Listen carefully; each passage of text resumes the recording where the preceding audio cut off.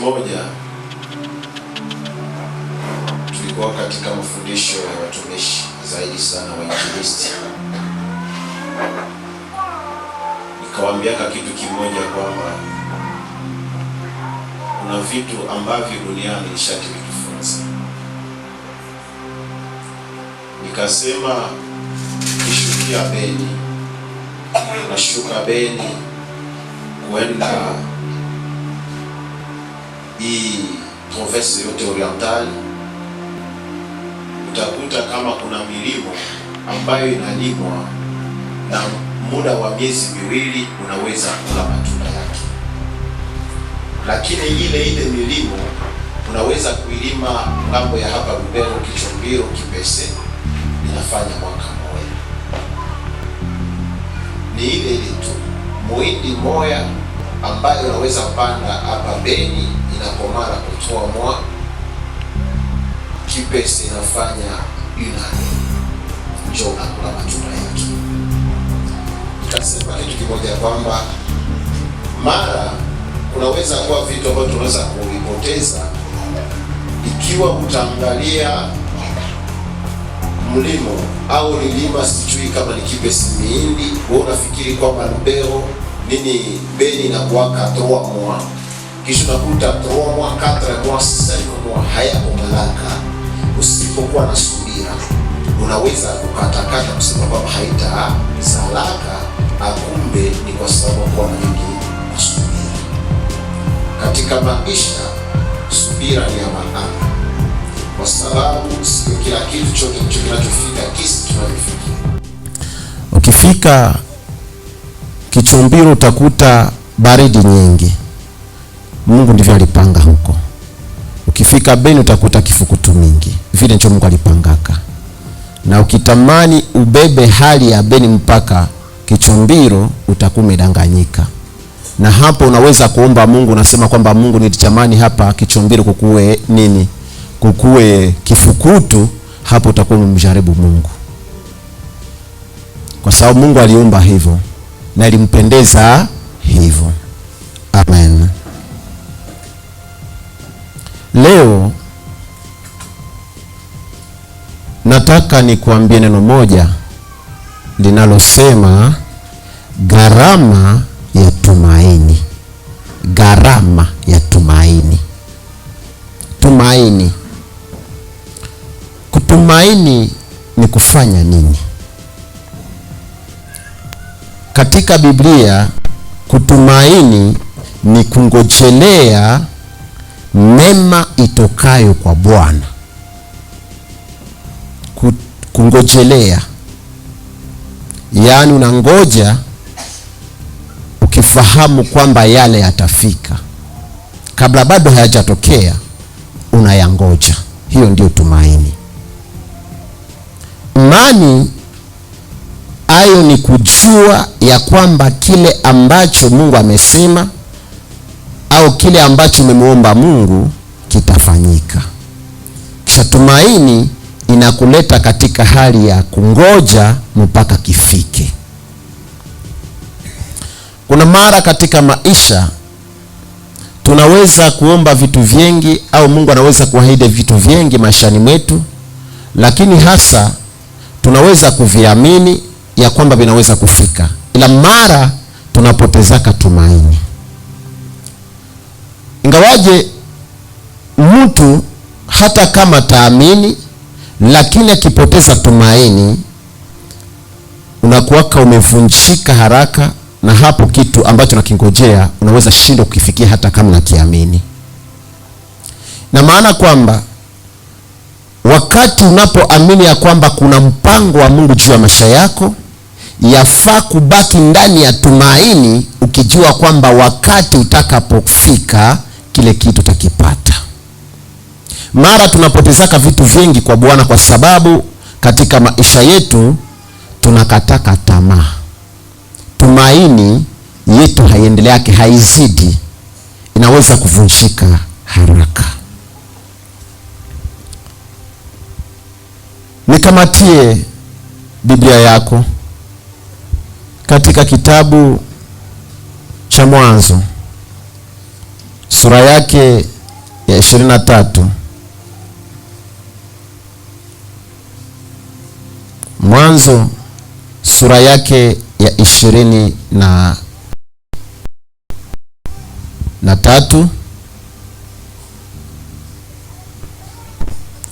plutôt 25.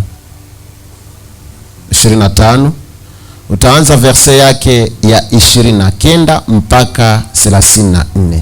Yakobo akapiga mchuzi wa nyama na mboga. Esau akarudi toka polini, naye amechoka. Esau akamwambia Yakobo, unilishe ninakuomba na mchuzi huu mwekundu wa nyama na mboga, kwa sababu nimechoka. Kwa hivyo jina lake liliitwa Edomu. Yakobo akasema, uniuzishe leo haki yako ya mzaliwa wa kwanza.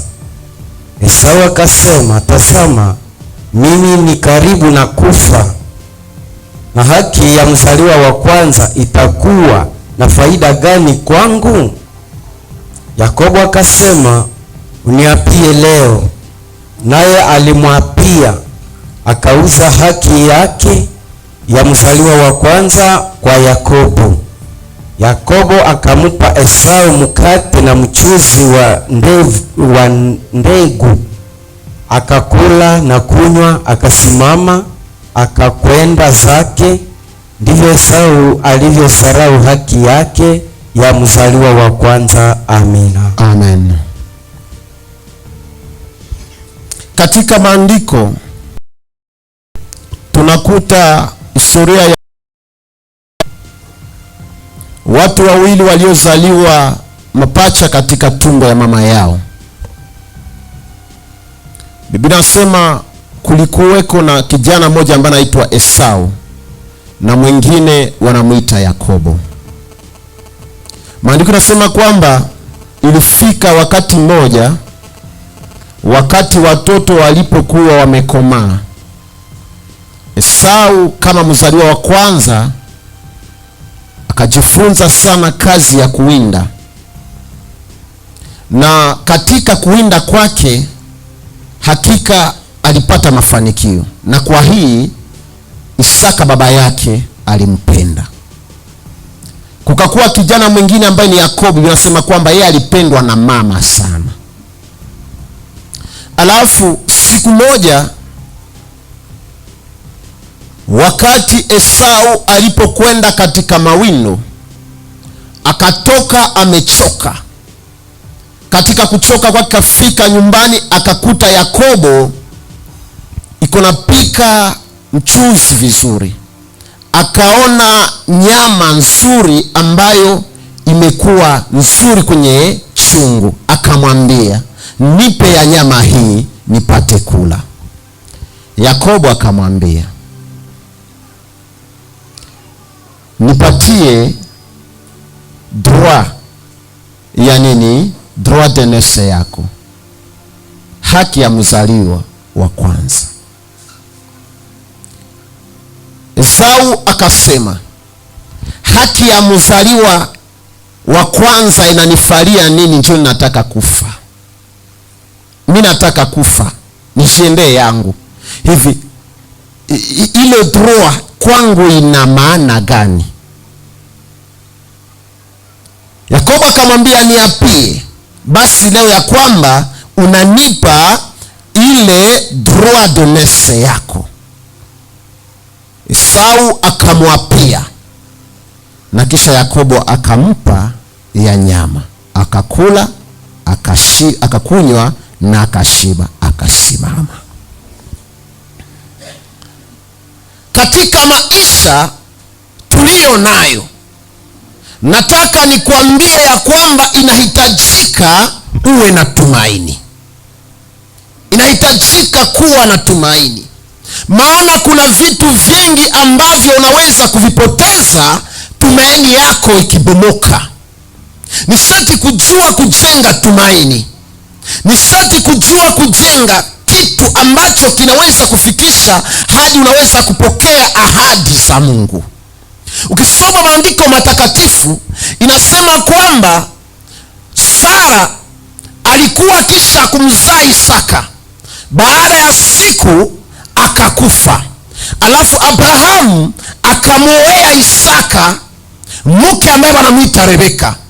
Rebeka muda wa siku nyingi hakuweza kuzaa, lakini Biblia inasema kwamba Isaka alisihi Mungu kwa ajili ya mke wake. Wakati alipomsihi, Mungu akamkumbuka, akampatia mke wake nini? Akampatia mke wake ujauzito. Nani alikuwa na tatizo ya kusumbuka kwa ajili ya kupata mtoto? Ni Isaka. Alisumbuka sana. Mimi napendaka sana ile historia kwa sababu inanipeleka karibu na Kristo, kwa sababu katika maisha ya bibi arusi Yesu Kristo, anayekutetea mpaka upate yale unayohitaji ni nani? Ni Kristo. Isaka kaomba sana mpaka Rebeka apate mwana. Sasa acha nikwambie, tatizo ikajitukiza wakati Rebeka na ujauzito. Anasikia tumbo yake inasumbua, watoto wanapigana katika tumbo lake. Akakwenda karibu ya nabii. Wakati alipofika karibu ya nabii, akamwambia, basi hivi tumbo langu linanisumbua na sijui ni kwa nini, kama hicho kuzaa, tafadhali mtu asingelizaa.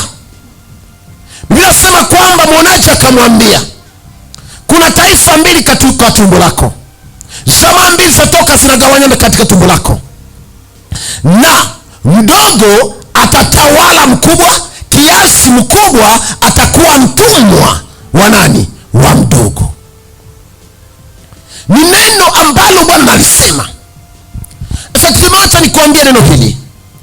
Siyasema kama pale Mungu amesema kwamba njoo plan yake tu juu ya Esau, lakini anataka anapedir, anasema vitu vitakavyotokea peut-être un jour vinaweza kuwa kama Esau ataelewa na atafahamu, inaweza kupita mbali. Kuna vitu ambavyo Mungu anaweza kusema juu yako, si kwamba njoo plan yake kwako, lakini anaonyesha kwamba hivi vitu usipoangalia sana vitakupata.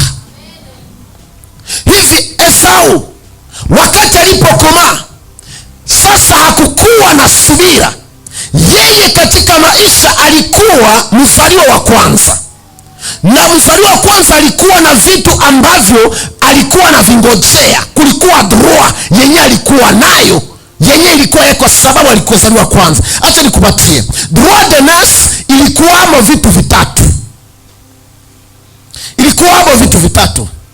Kitu cha kwanza, kabla bado Mungu hajaweka Haruni kuwa kuhani mkuu, mzaliwa wa kwanza ndiye aliyekuwa anafanya ile kazi. Mzaliwa wa kwanza ndiye alikuwa anafanya kazi kabla bado Haruni hayawekwa kuwa nani? Kuwa kuhani mkuu. Kwa sababu baada ya hapo wakakamata uzao wake tu, lakini mzaliwa wa kwanza ndiye aliyekuwa na kuwa sacrificateur. Hivi wakati walikamata Aaron, ilibidi hata uko mtoto wa pili, wa tatu, wa nne wa Aaron tuko nani? Uko sacrificateur. Mais auparavant haikuwa hivyo. Ilikuwa mshatu kwa mtoto wa kwanza ndio utakuwa sacrificateur. Ile ni pea ya kwanza, ni droit de naissance ambayo Esau ilibidi afanye nini? Akuwe nayo. Ya pili ni kwamba katika ukoo wa Abraham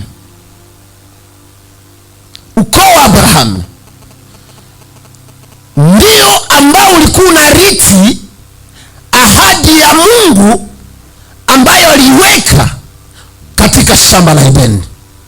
Ukiangalia Seth, Sem, ndio Abraham, Isaac ndio waliochukua ile urithi au waliochukua ile ahadi. Ilikuwa ahadi gani? Ya kusema mtaponda kichwa cha nyoka. Ni ile kizazi. Effectivement Esau kama mzaliwa wa kwanza angeliweza kukamata tena ile nafasi. Sawa. Kitu cha tatu,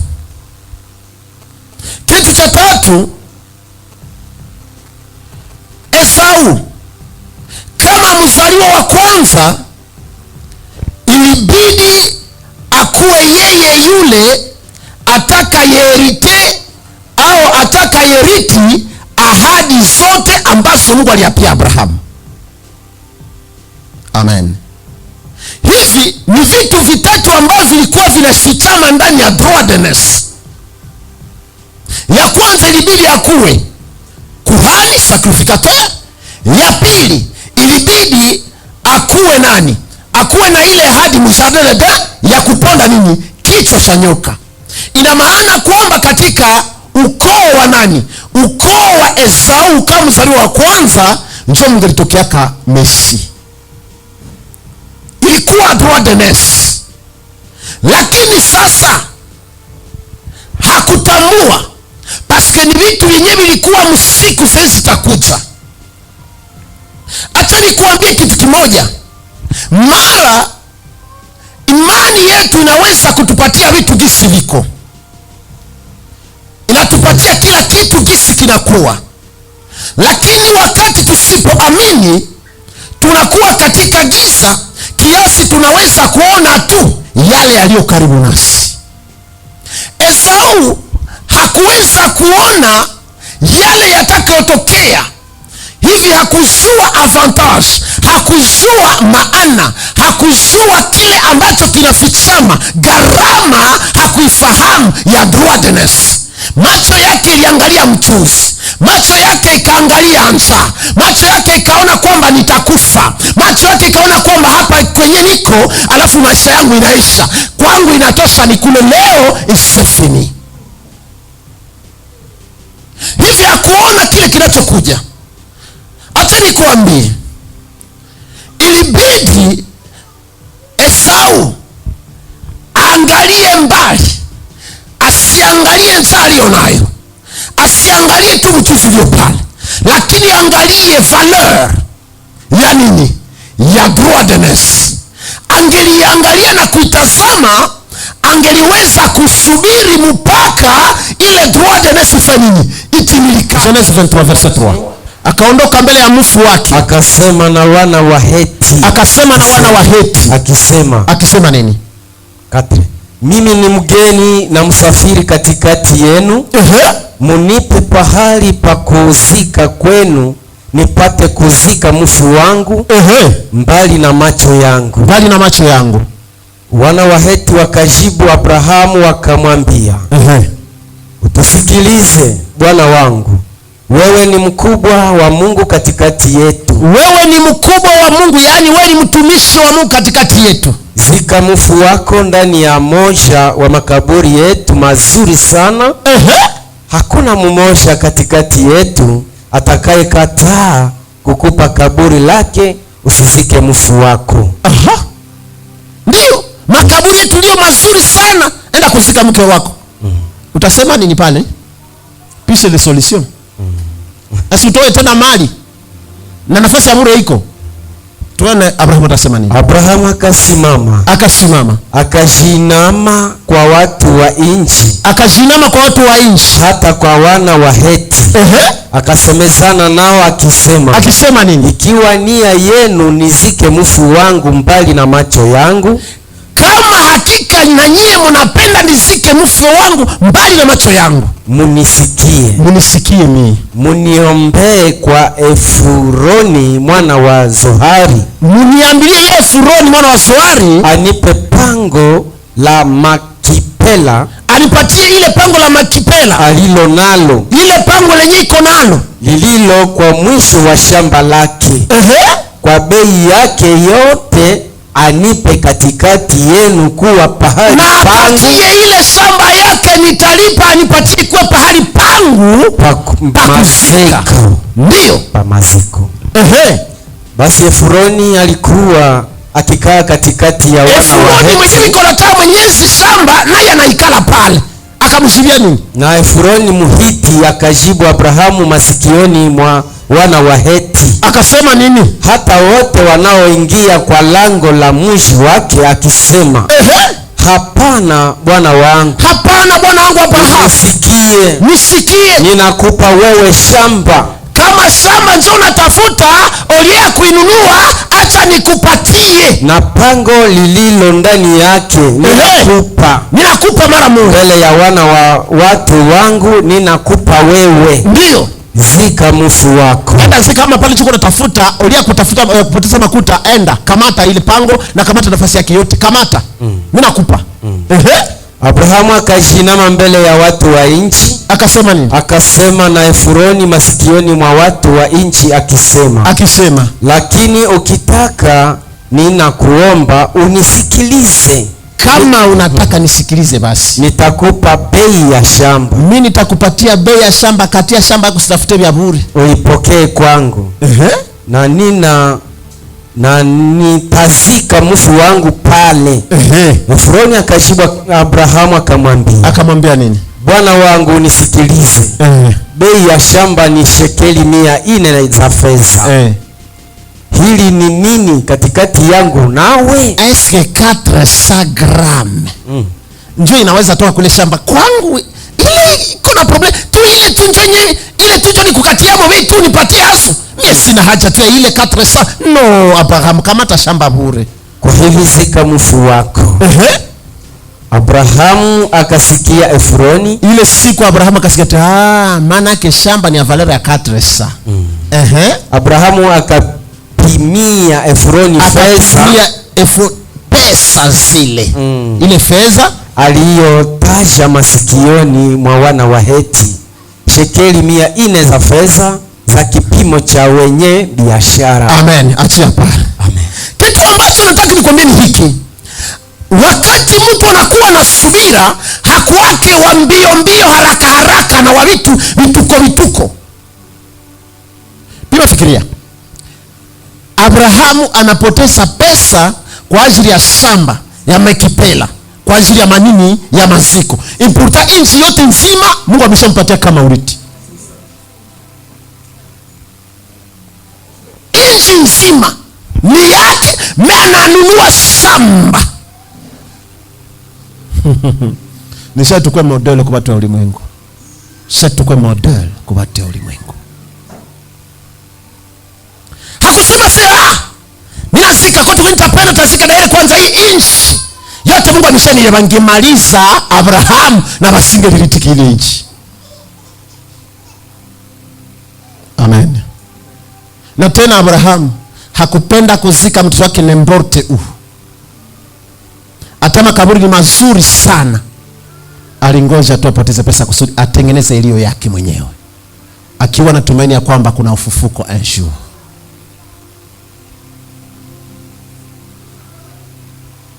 Kuna watu ambao wanatamaniaka Mungu akisema, alafu gisi unafikiri kesho na wanatumika kama utasukuma Mungu mpaka Mungu bifanyike. No. Abrahamu alichunga. Muda utafika ambamo urithi huu utaingia mikononi mwetu, lakini kwanza acha ninunue. Amen. Gharama ya tumaini. Mungu atusaidie katika yote, tuweze kuvumilia taabu ya wakati, tuweze kuvumilia shida za wakati, tuweze kuvumilia matusi na matukano ya wakati. Mimi nasemaka kama tungelikataka tumaini wakati Mungu alipotuita na wakati tulipoanza huduma, tusingelifikia wakati tumefikia leo. Mazaro ilikuwa kutosha, masemi ilikuwa kutosha, kutupwa ilikuwa ya kutosha. Watu walitukataa kiasi na rafiki wasifikake kwako, basi wakifika watu wapapatia nini? Na chakula haipo. Mavazi lichanika, viatu vilikosekana, kila chochote hakikukua, njaa tulilala njaa.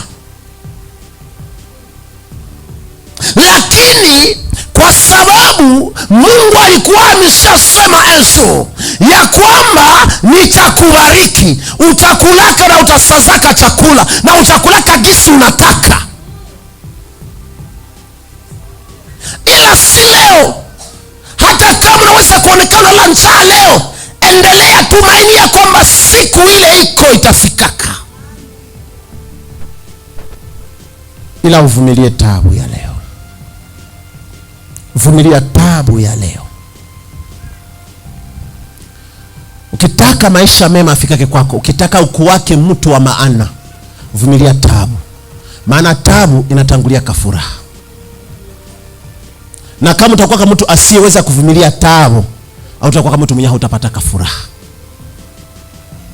Katika kila njia, sio yote ambaye anaanza biashara leo alafu afanikiwe na kuanza kupata pesa na akule vizuri. Wanaanza biashara katika taabu kiasi wanaweza kulala bila kula sababu ya biashara tu. Wanalala bila kukula, wanachoka. Mpaka siku yenyewe batanzaka ikala wafanya kazi. Unapenda uanze kazi leo, commerce leo, na upate jera, upate na kuendea Dubai, usikufika na kudiva kwenda Dubai. Na mshahara yako pekee itamaliza kapitali yako. Tumika, vumilia taabu, vumilia ukikuwa na tumaini kwamba Mungu atahakikisha kile unachokifanya. Lipa gharama ya tumaini ni kuvumilia. Watu wengi hawana uvumilivu maishani. Hawana uvumilivu kabisa.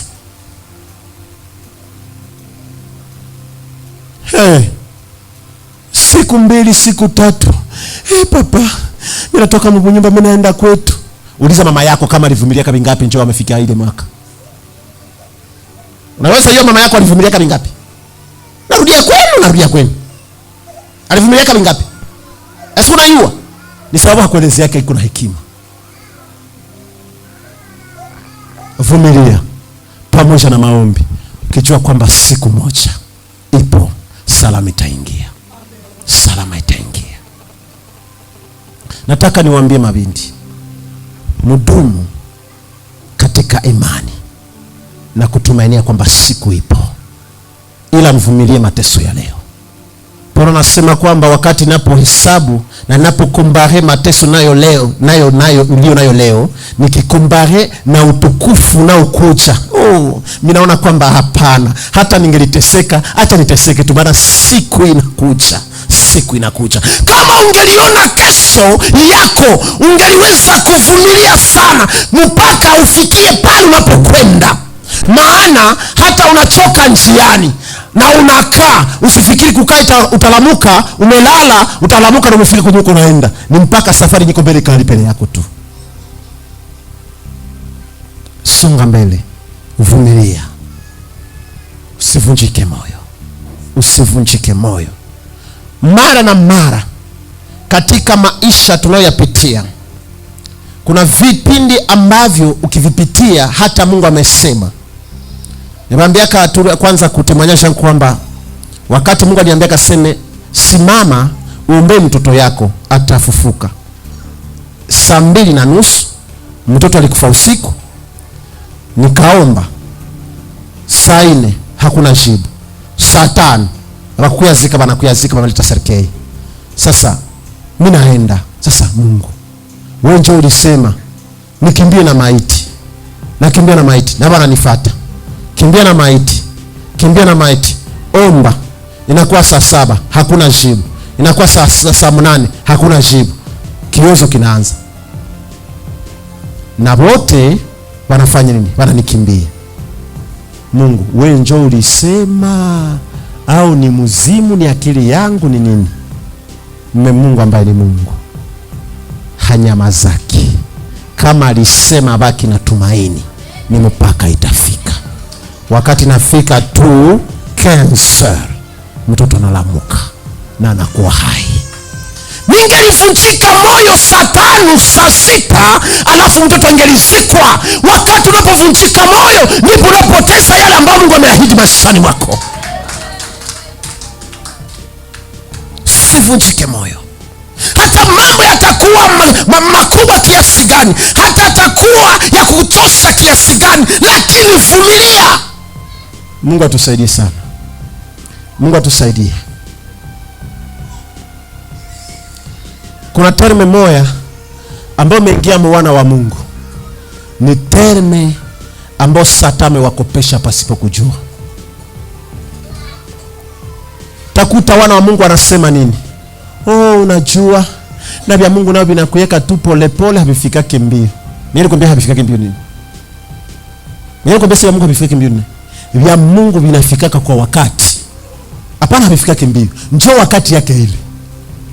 Alafu yafaa kuwa mvumilivu mpaka ufikire wakati. Mbona hayasemaka useme Goma ni haifikake mbio?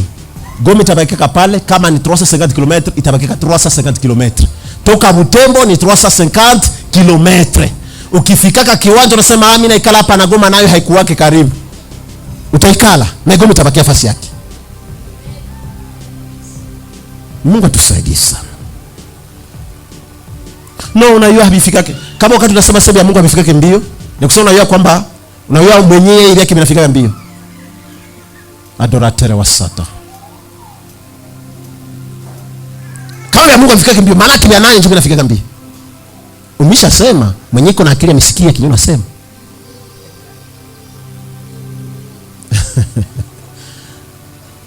Amen. Mungu atusaidie sana. Vumilia. Vumilia taabu ya leo. Vumilia shida za leo. Vumilia magumu ya leo. Vumilia kunyanyasika hata utasemwa vibaya. Acha nikwambie, wote wanaokusema vibaya leo na watachosha roho, kesho tu watachoka. Mungu atawanyamazisha. Vita tunayopitia kusudi iishe ni sharti uvumilie. Katika kitabu cha Wakorintho wa kwanza sura yake ya 10, Biblia inasema nini? Inasema Mungu hawezi kuleta jaribu inayopita imani yako. Lakini pamoja na hii, Mungu atafanya njia ya kuipitia, ndio hata uivumilie. Ina maana kwamba jaribu haipite kwa kupita tu, lakini njia ya jaribu kupita ni kufanya nini? Ni kuivumilia. Na kama wewe vumilia haitapita, itabaki pale. Itabaki pale.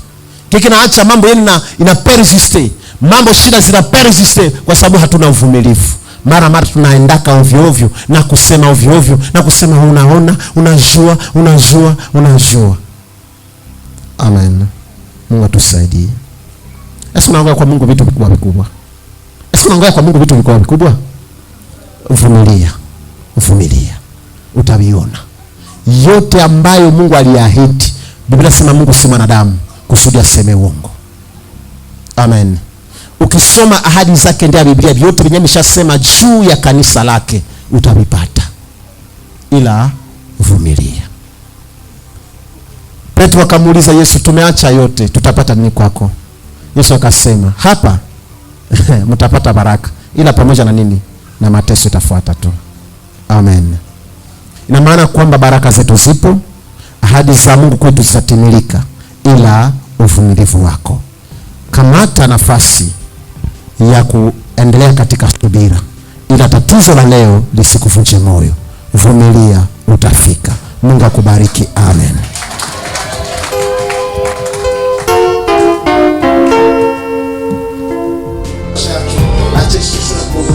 Nataka wema wako wa chakula utende kazi na watu wako katika jina la Yesu Kristo. Amen. Nataka nikwambie kwamba mengi shetani huweka, shetani huyafanya katika biashara yako, ufanye katika kazi zako, mpaka maisha yako yawe ya kilio kila siku. Akijua kwamba katika machozi yako atakupata, akijua kwamba katika machozi yako